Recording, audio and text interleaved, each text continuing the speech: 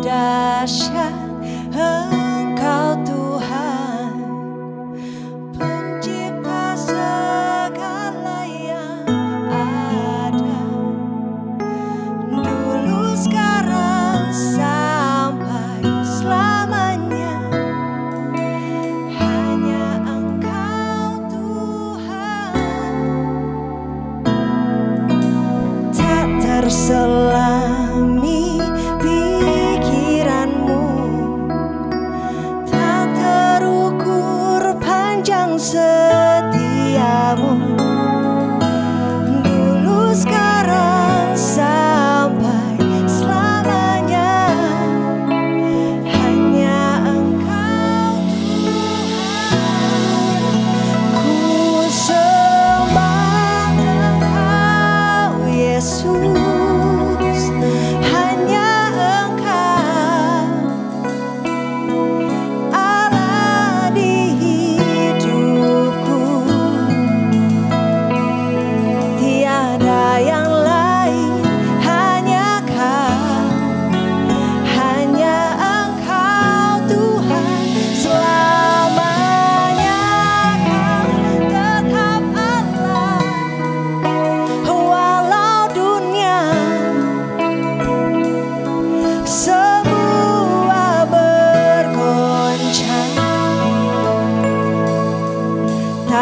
tergoyahkan, Kau tetap Allah.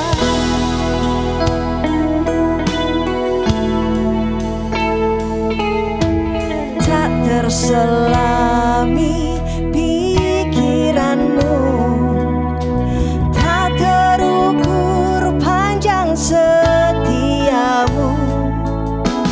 Dulu, sekarang, sampai selamanya, hanya Engkau Tuhan. Ku sembah Engkau Yesus, hanya Engkau Allah di hidupku. Tiada yang lain, hanya Kau, hanya Engkau Tuhan selamanya. Kau tetap Allah, walau dunia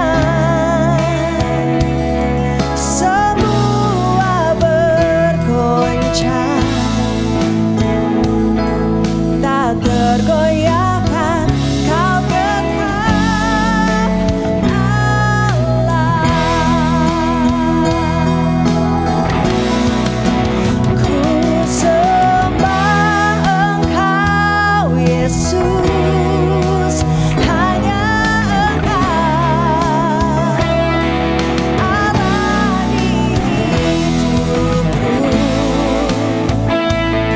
Tiada yang lain, hanya Kau, hanya Engkau Tuhan selamanya.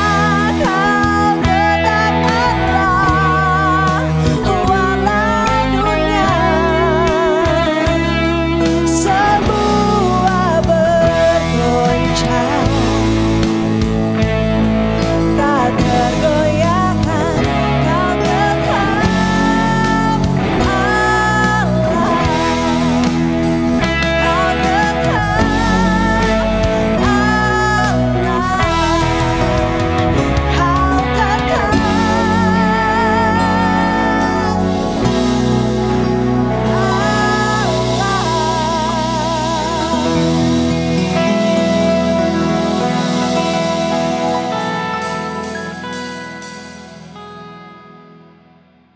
Selamat pagi, selamat siang, selamat sore, dan selamat malam.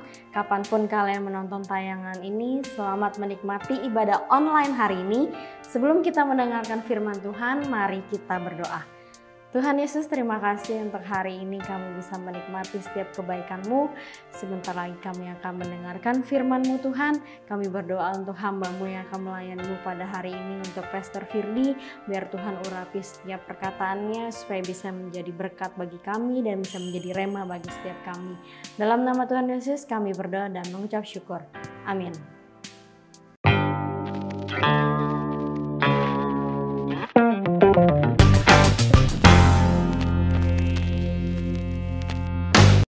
Shalom semuanya, kita balik lagi di minggu terakhir sekarang. Ya, minggu terakhir untuk tema di bulan September, Servant Leader as an Obedience Act. Kita udah belajar nih ya, udah 3 minggu belakangan kita belajar dari beberapa hamba Tuhan ya. Salah satunya saya. Kita belajar bagaimana kita bisa membuat punya mental dalam diri kita sebagai pemimpin yang melayani, sebagai bentuk dari ketaatan kita kepada Tuhan. Dan untuk sharing firman Tuhan hari ini, saya kasih judul ketaatan total. Kita lihat firman Tuhan dalam Lukas pasal 1 ayat 38. Kata Maria, sesungguhnya aku ini adalah hamba Tuhan, jadilah padaku menurut perkataanmu itu. Lalu malaikat itu meninggalkan dia. Ini adalah sebuah cerita di mana ketika Maria lagi asik-asik di rumah, nggak tahu ngapain ya, cuma saya berimajinasi Maria mungkin lagi ngulek cabai gitu, pengen bikin sambal terasi, nah, atau dia lagi cuci piring, atau lagi ngapain kayak gitu ya, dia lagi sendirian, terus lalu tiba-tiba muncullah malaikat Gabriel, dia memberikan kabar, kalau Maria nanti kamu akan mengandung Dan anak yang kamu lahirkan itu akan disebut sebagai juru selamat. Nah, kayak gitu. Lalu Maria bilang, bagaimana caranya saya bisa hamil atau bisa lahir? Saya kan belum nikah. Zaman dulu dengan zaman sekarang itu beda jauh sekali dalam hal kesucian. Adatnya kuat banget gitu. Jadi kalau orang yang belum nikah nggak boleh berhubungan. Ya sampai hari ini nggak boleh sih. Tapi sampai hari ini kan ada aja lah ya udah mulai kayak wah kan zaman sekarang gitu kagak nyicipin gituan ya kan, orang zaman sekarang seperti itu kan. Membenarkan perbuatan mereka yang salah atas nama gaul. Jadi gaul jadi kambing hitam untuk orang-orang zaman sekarang berbuat seenaknya walaupun dia tahu hal itu adalah sebuah dosa atau sebuah kesalahan gitu untuk dilakukan.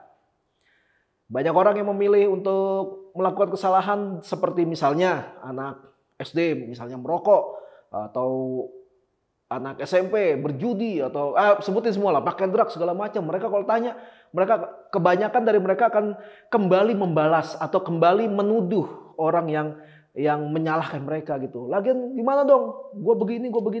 Ya udah akhirnya gue begini aja gitu. Dan akhirnya saling salah menyalahkan ini nggak ada ujungnya. Tapi kita sebagai anak Tuhan harusnya jadi terang. Kita harus kasih masukan atau kita kasih kabar, berita. Ya, firman Tuhan kan di Perjanjian Baru disebut dengan Injil. Injil artinya kabar baik. Jadi makanya kenapa kita dalam keseharian kita harus membawa Injil atau kabar baik itu kepada banyak orang. Kita diutus Tuhan untuk memberikan atau menjadi seorang pembawa pesan. Pesannya apa? Kabar baik. Dan Tuhan mengutus kita untuk tidak menjadi hakim. Ngehakimin melulu, ngejudge melulu kerjaannya. Tapi baru ngomong bentar dibilang menghakimi, ya salah juga gitu. Jadi emang harus ada timbal balik yang tepat. Nah Maria ketika dibilang begitu sama Gabriel bakal hamil, gimana caranya? Nikah aja belum. Berarti kalau belum nikah kan belum bisa berhubungan badan. Nah kalau belum bisa berhubungan badan, gimana caranya gue bisa hamil? Terus Gabriel bilang, anak yang kamu kandung itu berasal dari Allah. Jadi Roh Kudus sendiri yang akan masuk ke dalam kandungan Maria dan sebagainya sampai akhirnya Yesus lahir. Tapi yang menarik adalah ketika Maria dalam keadaannya bingung gitu, heran sama berita dari malaikat ini, apa yang dia lakukan? Dia memilih untuk taat. Dia bilang, sesungguhnya aku ini adalah hamba Tuhan. Dia sadar ketika dia mengatakan saya ini adalah hamba Tuhan, hamba gak punya hak untuk menolak apa kata tuannya. Maria sadar kalau dia itu adalah hamba Tuhan. Makanya dia memilih untuk jadilah padaku seperti yang Tuhan mau. Itu yang luar biasa dari Maria. Gitu. Yusuf juga sama. Yusuf suami Maria kemudian itu juga menunjukkan ketaatannya sama malaikat. Ketika Yusuf pengen menceraikan Maria karena aduh ini gak bisa nih. Kalau gue lanjutin nanti Maria tambah malu nih. Nanti bener lagi orang bakal bilang wah ternyata dia nikah gara-gara dia dihamilin gitu. Akhirnya Yusuf nggak sampai hati untuk sampai Maria sampai dihina-hina seperti itu. Akhirnya pengen menceraikan Maria yang waktu itu tunangannya secara diam-diam supaya Maria tidak dijelek-jelekin. Tapi ketika Yusuf lagi tidur, datanglah malaikat berbicara pada Yusuf, bilang jangan takut karena anak yang dikandung oleh tunanganmu itu berasal dari Tuhan gitu. Ya intinya Yusuf akhirnya taat, akhirnya nikahin juga gitu, nikahin Maria sampai Yesus lahir. Kemudian ketika Yesus sudah berumur sekitar 2 tahun, malaikat bilang kepada Yusuf supaya jangan kembali ke Israel dulu. Rajanya pengen bunuh Yesus gitu. Pergilah ke Mesir. Taat. Yusuf juga taat gitu. Andai kata Yesus bukan Tuhan, ya andai kata nih Yesus yang anak Maria dan Yusuf ini bukan Tuhan, maksudnya bukan jelmaan dari Tuhan, mungkin sifat ketaatan yang dimiliki oleh Yesus itu menurun dari Maria dan Yusuf. Atau Tuhan sengaja memilih Maria dan Yusuf karena Tuhan sudah melihat ketaatan dari Maria dan Yusuf ini. Jadi mereka menjadi pasangan yang pas untuk Yesus lahir ke dunia. Untuk Yesus melakukan amanat dari Bapa di sorga untuk menebus umat manusia dari dosa. Makanya Yesus pun sampai taat kepada Bapa. Kalau kita lihat perjalanan Yesus dari Injil, dari Alkitab, kita bisa lihat sangat taatnya Yesus kayak apa. Makanya saya bilang andai kata Yesus bukan Tuhan, Yesus pun tetap taat. Kenapa? Karena orang tuanya adalah orang-orang yang taat.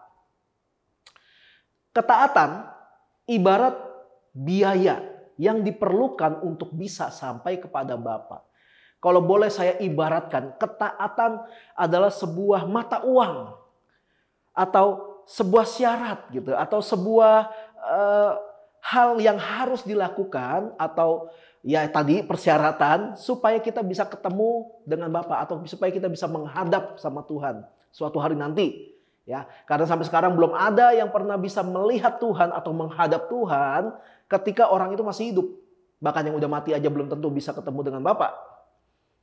Jadi ketaatan, kalau boleh saya ibaratkan, itu seperti biaya gitu, seperti harga yang diperlukan untuk bisa sampai kepada Bapa. Jadi kalau pengen ketemu Bapa, wah tuh, misalkan di sana duit dulu dong gitu. Ya duitnya adalah ketaatan. Ya di sorga jelas nggak begitu, ya enggak. Cuma maksudnya ibaratnya ketaatan adalah sebuah syarat atau sebuah biaya untuk kita bisa datang kepada Bapa. Perbuatan baik, amal, ibadah, itu semua tidak bisa membuat Tuhan berkenan sama kita. Semua perbuatan-perbuatan yang baik itu emang harus kita lakukan. Tapi tidak berarti semua perbuatan baik itu, semua amal yang kita lakukan atau ibadah yang rutin kita lakukan, itu semua tidak bisa membuat Tuhan jadi berkenan sama kita. Ada banyak orang yang rajin beribadah, tapi selesai beribadah hancur juga hidupnya gitu. Terus kalau gitu kita nggak perlu ibadah dong? Enggak. Orang yang beribadah aja, terus kita nggak perlu ibadah dong gitu. Iya nggak begitu. Maksudnya orang yang beribadah aja hidupnya nggak begitu. Ada orang yang beramal, tapi sambil beramal sambil selfie gitu. Jadi biar orang lihat kalau gue dermawan loh, gue beramal loh, di videoin, masukin sosial media dan sebagainya. Nggak tulus. Jadi kita bisa lihat. Makanya kenapa perbuatan baik kita, amal dan ibadah kita tidak menjamin Tuhan berkenan sama kita. Yang bisa menjamin apa? Ketaatan. Kita untuk apa melakukan itu? Kenapa kita melakukan itu? Tanpa ketaatan, semua hal yang kita lakukan hanya berdasar pada pandangan manusia dan bukan pandangan Tuhan. Tanpa ketaatan kita melakukan semua perbuatan baik itu hanya untuk menyenangkan manusia. Supaya dilihat, wah tuh gila, dia baik loh. Wah dia keren loh. Wah dia dermawan loh. Wah dia apalah gitu. Semua yang baik-baik. Jadi tujuan kita melakukan perbuatan baik itu bukan supaya Tuhan senang. Tapi supaya kita senang. Karena dipuji-puji orang. Kita ambil contoh. Bersedekah itu perbuatan baik. Setuju ya semua ya? Bersedekah adalah perbuatan baik. Tapi kalau bersedekah kepada pemalas, itu memang baik. Tapi tidak ada ketaatan pada firman Tuhan di dalamnya. Karena firman Tuhan itu berkata begini, orang yang tidak bekerja, janganlah ia makan. Dan mengemis bukanlah salah satu jenis pekerjaan. Jadi kalau perbuatan baik kita hanya untuk membuat orang malas semakin malas, atau orang yang tidak mau bekerja semakin parah karena kita bantuin terus, kita pun bersalah loh. Akhirnya kita membuat orang ini nyaman dengan semua kemalasannya. Makanya bersedekah baik sih, kasih amal baik sih, tapi kalau kita tahu orang ini justru malas karena sering dibantu, terus kita selalu membantu, akhirnya kita membantu orang ini untuk tetap pada kemalasannya dan itu pun nggak baik. Makanya perbuatan baik kita akhirnya berdampak tidak baik kepada orang-orang ini. Lalu contoh yang lain gini, berteman itu perbuatan baik. Saya berteman sama banyak orang. Nggak terlalu mikir-mikir lah, maksudnya nggak terlalu yang sampai gimana gitu loh. Saya berteman dengan banyak orang. Berteman itu perbuatan baik. Tapi berteman tanpa menyaring pertemanan itu nggak baik. Karena Alkitab berkata, pergaulan buruk merusakkan kebiasaan yang baik. Jadi kalau tidak disaring, kita sebenarnya sedang tidak taat pada firman Tuhan. Bayangin kalau kita menjalankan apa yang orang suka ngomongin. Berteman itu jangan lihat-lihat orang dong, jangan mandang-mandang orang dong. Lo repot kalau kita nggak mandang orang dalam berteman. Kalau kita berteman dengan penipu, habis hidup kita nanti ditipu. Kalau kita berteman dengan orang yang nggak benar, habis kita. Kalau kita berteman dengan seorang yang cabul, habis juga kita dicabuli nanti. Untuk yang wanita. Kalau kita berteman dengan orang yang suka ngebego-begoin orang, udah tahu gitu orangnya kayak gitu. Kita malah berteman sama dia. Ya jangan heran suatu hari nanti kita dibego-begoin sama orang itu. Makanya kenapa penting kita harus menyaring. Kita tahu dia oke, tapi untuk lebih dalam sebaiknya jangan. Karena pergaulan yang buruk merusak kebiasaan yang baik. Karena suatu hari nanti kalau kita nggak menyaring, hidup kita juga yang akan merana suatu hari nanti. Nah begitu juga dengan macam-macam perbuatan baik yang lainnya. Sebutinlah semua perbuatan baik. Beramal, membantu orang lain, bantu nenek-nenek nyebrang jalan, rajin menabung, gitu ya, taat pajak, dan sejenisnya semuanya gitu. Sebutin semua perbuatan baik gitu ya. Pijitin istri gitu ya, termasuk salah satunya. Nah sebutin, itu semua perbuatan baik ya. Semua pasti setuju, itu semua perbuatan baik.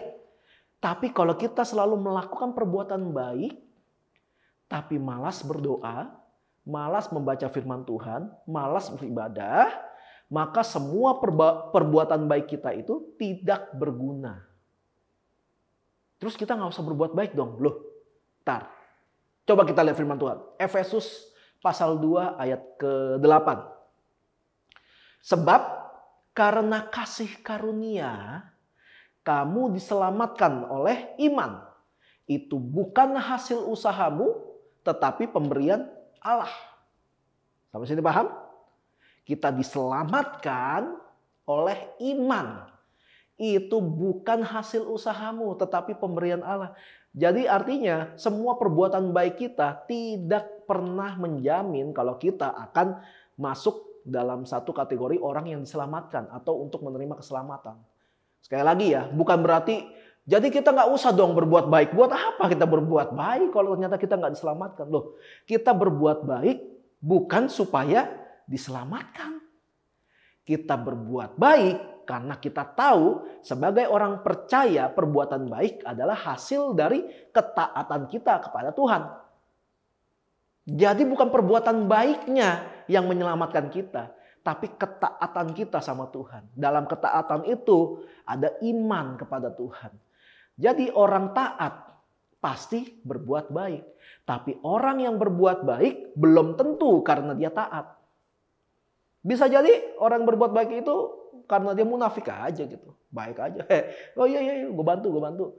Selesai bantu, di belakang ngomongin, dia kere minta duit lu apa tuh, orang Kristen minta duit itu apa tuh. Kata diberkati, tapi minta duit, pinjem duit. Dibantu sih, tapi belakang kayak gitu. Atau mikirin untung rugi. Ngapain gue bantu dia? Ntar gue untung apa? Ntar gue dapat apa? Dia juga belum tentu bisa balikin. Kalau kita ngomongin soal duit ya. Atau belum tentu dia bisa balik bantuin gue suatu hari nanti. Ya, mikirin untung rugi. Atau mikirin kayak timbal balik lah gitu loh. Oke, gue bantuin lu, tapi lu juga harus kayak gitu. Jadi kayak dititik beratkan pada hal-hal seperti itu. Jadi orang yang berbuat baik belum tentu karena dia punya ketulusan di dalamnya. Tapi orang yang taat sama Tuhan, dia tahu kalau dia punya Tuhan yang baik, Tuhan itu memberi hujan kepada orang baik dan kepada orang yang jahat. Tuhan memberi matahari juga kepada orang yang baik, kepada orang yang jahat. Loh, kita anak Tuhan, kenapa kita tidak mencontoh Bapa kita yang baik? Jadi kalau kita memang punya predikat sebagai anak Tuhan, harusnya karakter Tuhan ada sama kita. Salah satunya apa? Jadi orang baik. Jadi kita bukan kenal Tuhan, percaya sama Tuhan untuk jadi baik. Atau kita menjadi baik karena Tuhan kita baik. Berarti kalau Tuhan kita jahat, kita jadi jahat gitu. Enggak. Berbuat baik itu adalah sebuah keputusan.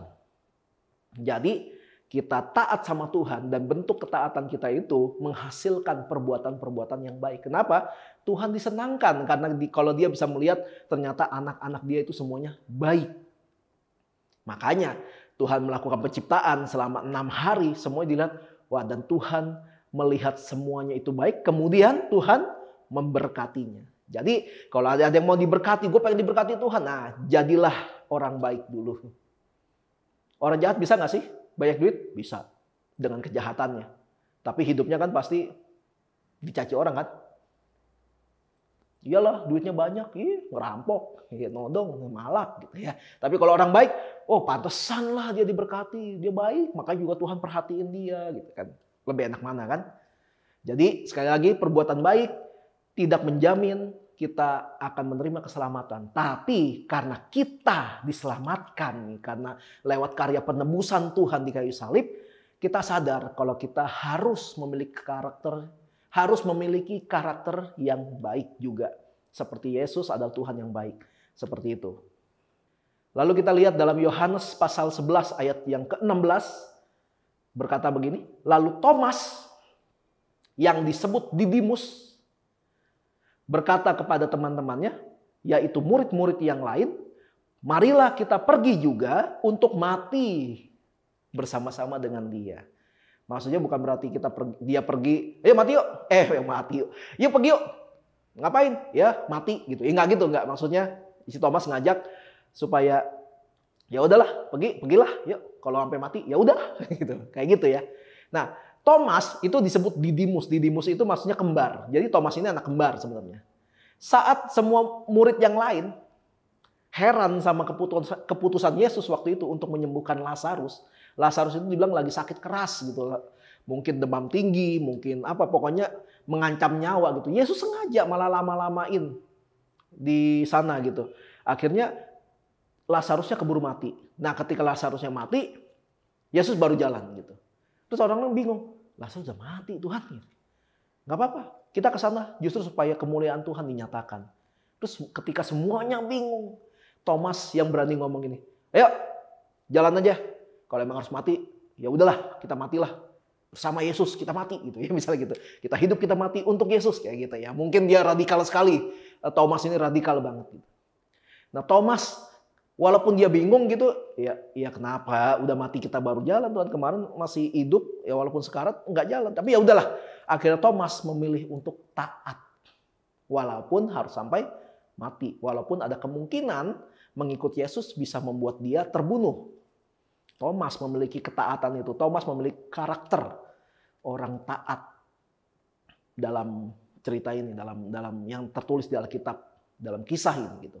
Ketika kita taat, kita belajar untuk taat. Saya pernah bahas waktu itu di awal bulan, salah satu bentuk latihan untuk kita taat bagaimana? Yaitu adalah dengan kita taat dengan apa yang dikatakan oleh pemimpin kita.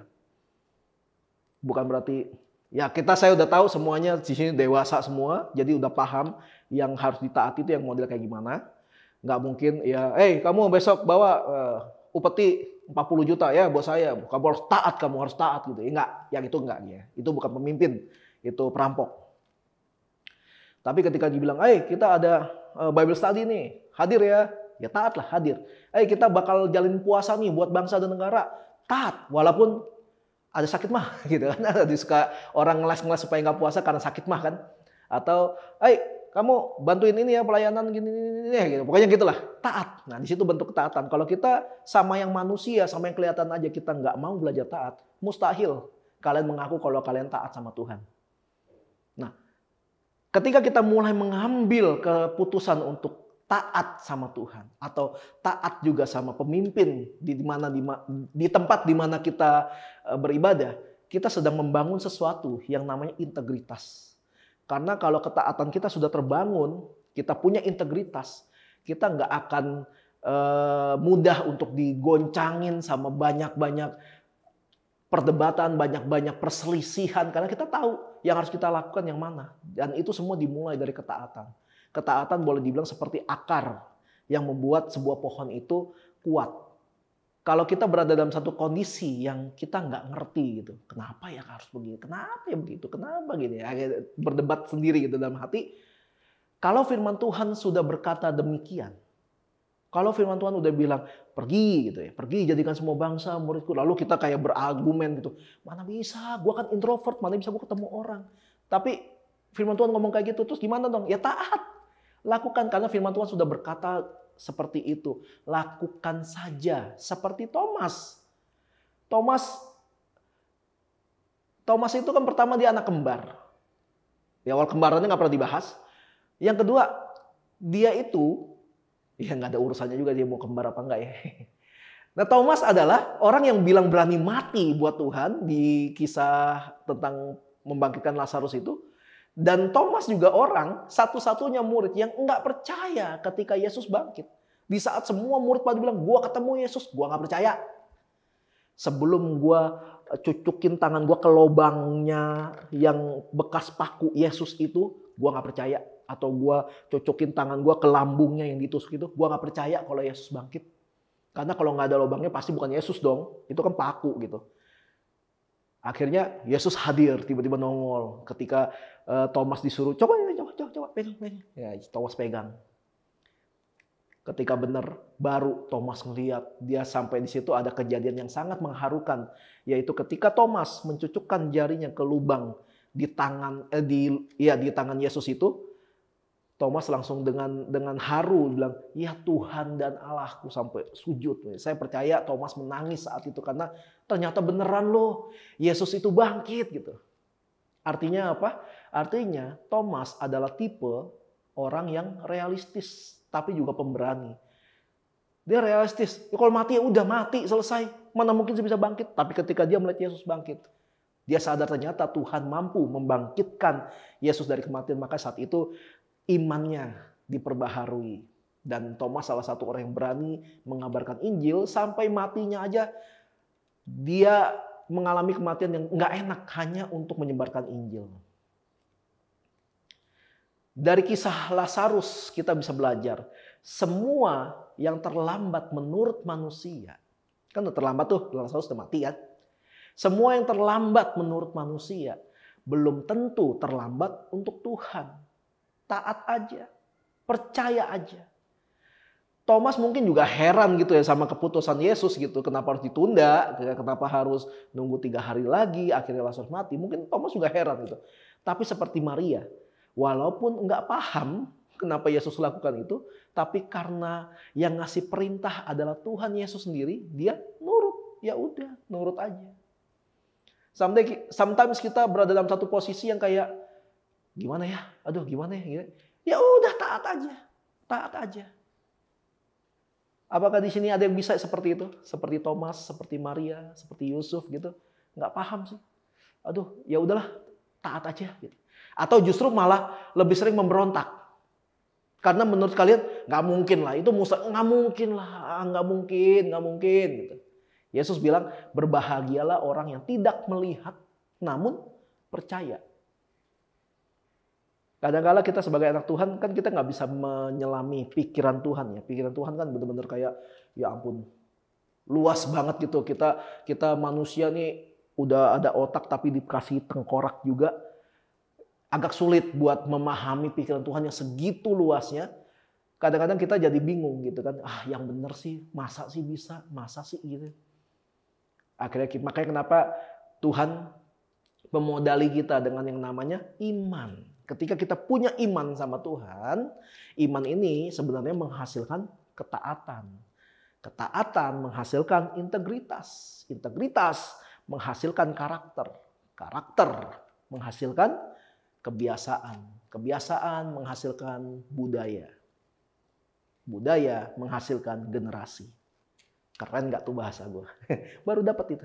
Nah, jadi kita berbahagialah ketika kita nggak percaya, ketika kita nggak melihat, tapi kita percaya atau kita belajar percaya sama Tuhan. Jangan takut ketika kita yakin dalam hati kita ada iman, Roh Kudus sudah berbicara dalam hati kita. Ya udah, taat. Lakukan aja, nggak usah berdebat dalam hati kita, berargumen, bentrok sana, bentrok sini lah. Kita menggunakan isi kepala kita untuk ngajarin Tuhan. Padahal semua udah tertulis dalam firman Tuhan. Nah, kalau kita lihat salah satu bentuk ketaatan lagi yang luar biasa adalah dari Yesus itu sendiri. Kita lihat Filipi pasal 2 ayat ke-8. Dikatakan begini. Dan dalam keadaan sebagai manusia, ia telah merendahkan dirinya dan taat sampai mati, bahkan sampai mati di kayu salib. Dibilang bahkan mati di kayu salib. Orang yang mati di salib adalah orang yang terkutuk menurut budaya Yahudi.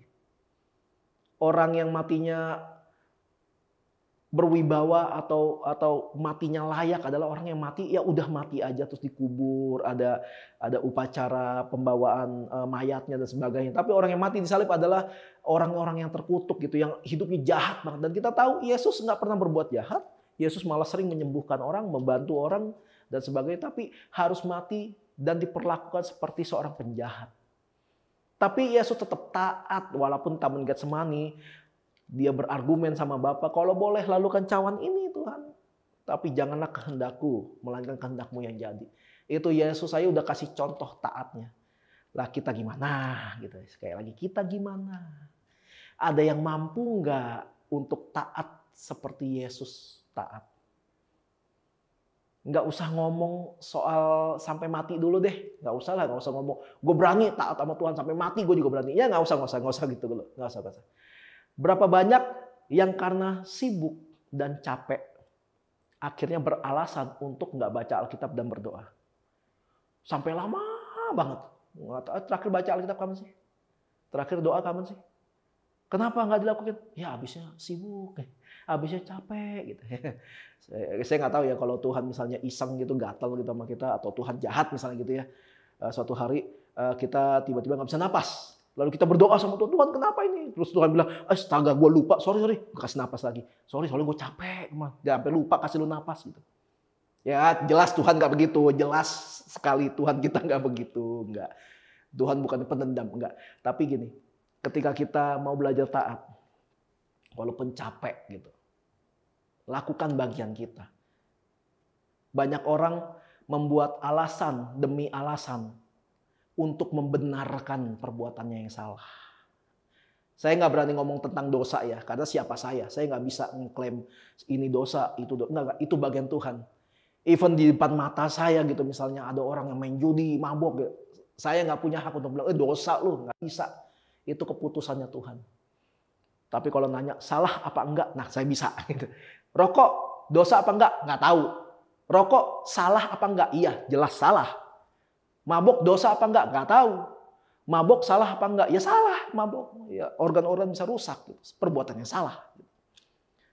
Tapi banyak orang membuat alasan demi alasan makanya untuk membenarkan perbuatannya salah. Contohnya yang tadi, kenapa nggak baca Alkitab? Udah berapa lama? Oh, udah nggak inget gue kapan terakhir baca Alkitab.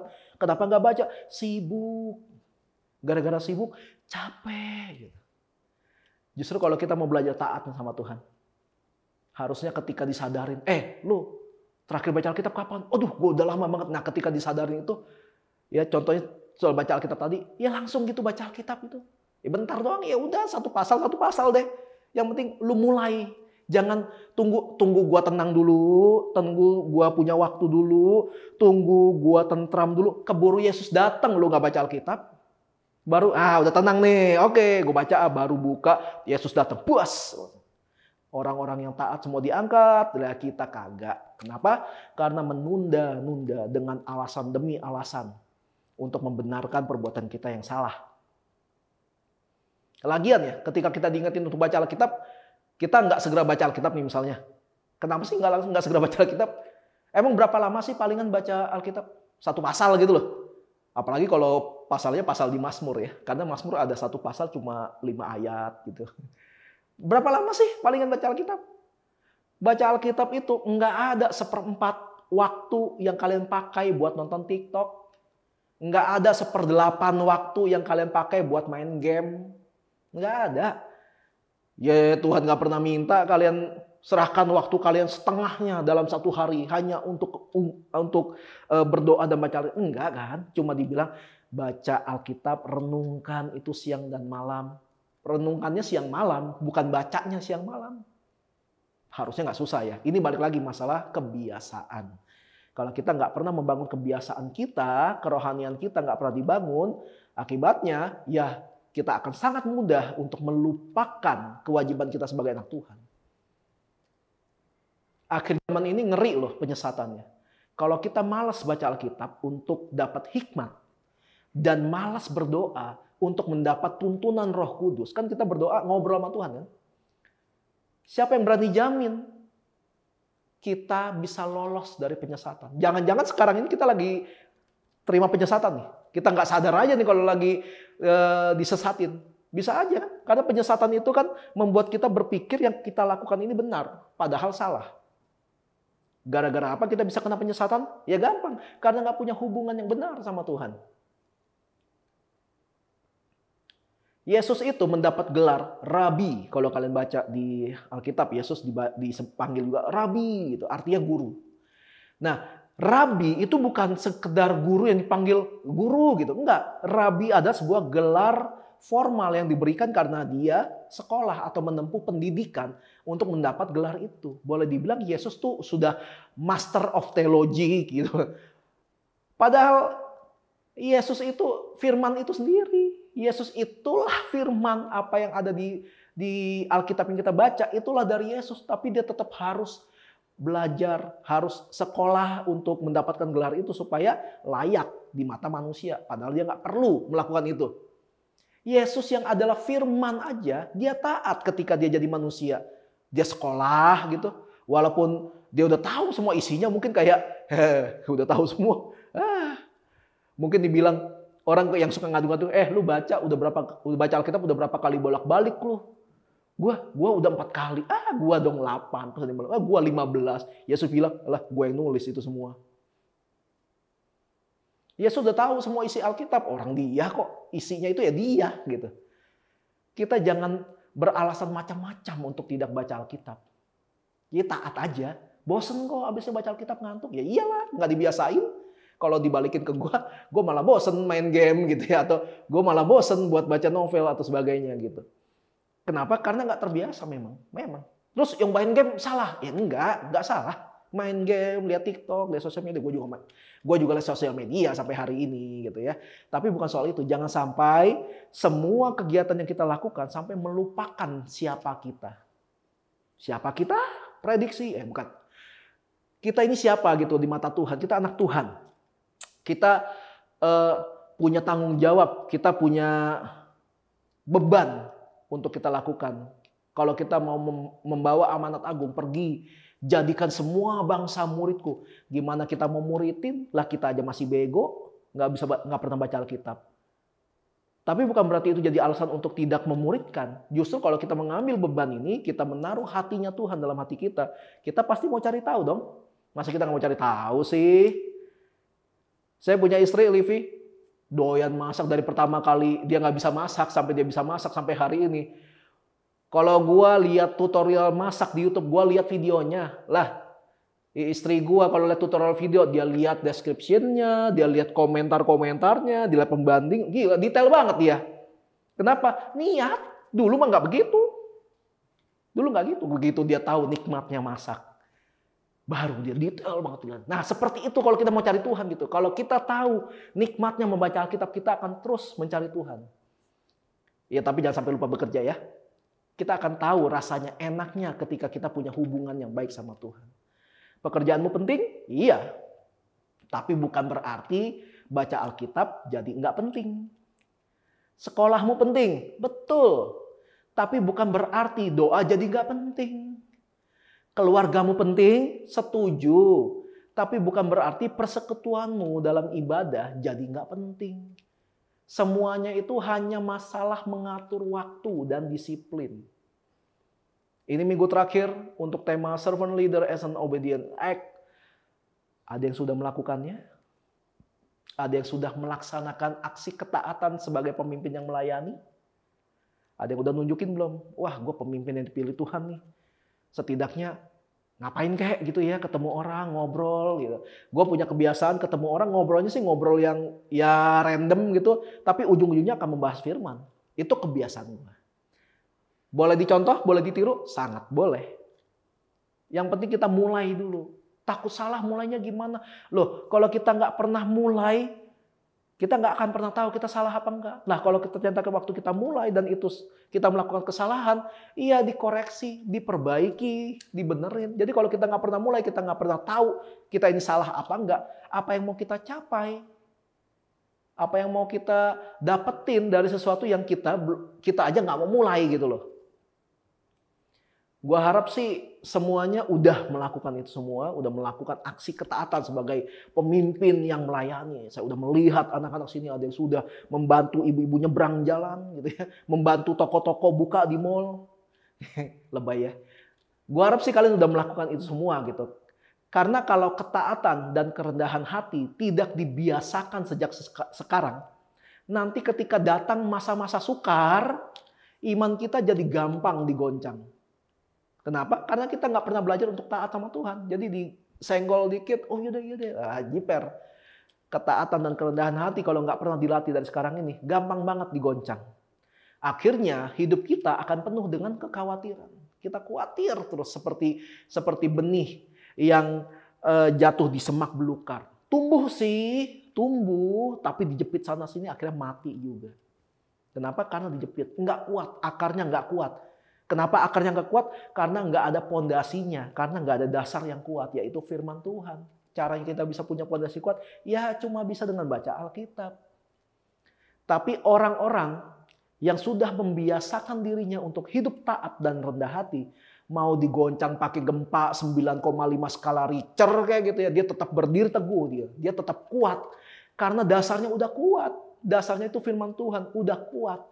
Itu semua hanya bisa didapat dengan melatih diri kita sejak sekarang. Kita butuh ketaatan. Ketaatan tanpa syarat. Ketaatan yang tanpa kompromi. Ketaatan untuk berdiri teguh sekalipun kondisinya agak meragukan untuk kita tetap teguh. Supaya nanti pada harinya kita dinilai Tuhan seperti emas yang sudah melalui banyak proses pemurnian. Dibakar, dipisahkan yang emas dan yang bukan emas. Bakar lagi. Oh ternyata masih ada yang bukan emas, dipisahin lagi. Bakar lagi. Sampai emasnya murni. Nah itu pemurnian yang dimaksud dalam firman Tuhan. Kita itu harus dimurnikan seperti itu. Dimurnikan itu nggak ada yang enak. Orang dibakar, panas, sakit. Dipisahin tuh nggak enak gitu. Tapi ketika kita bisa melewatinya, akan muncul kelayakan dari kita untuk Tuhan. Akan muncul kelayakan di mata Tuhan tentang kita. Dan kita memiliki biaya untuk bertemu muka dengan Bapa kita yang sorga. Biayanya itu bukan dengan emas, bukan dengan permata. Tapi biayanya adalah berupa ketaatan total. Amin. Mari kita mempersiapkan diri untuk perjamuan kudus.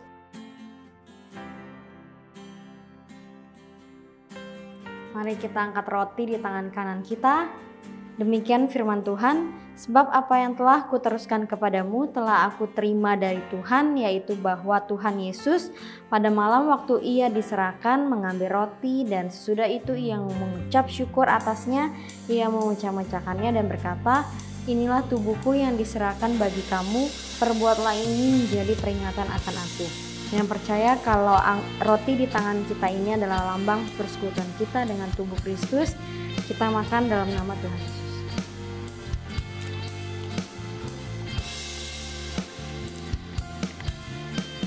Mari kita angkat anggur di tangan kanan kita.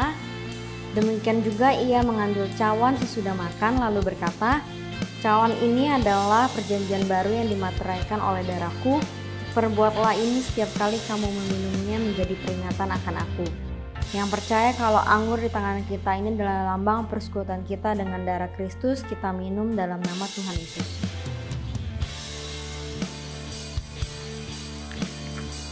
Mari anak-anak yang disayang Tuhan, mari kita nyanyikan doa berkat ini.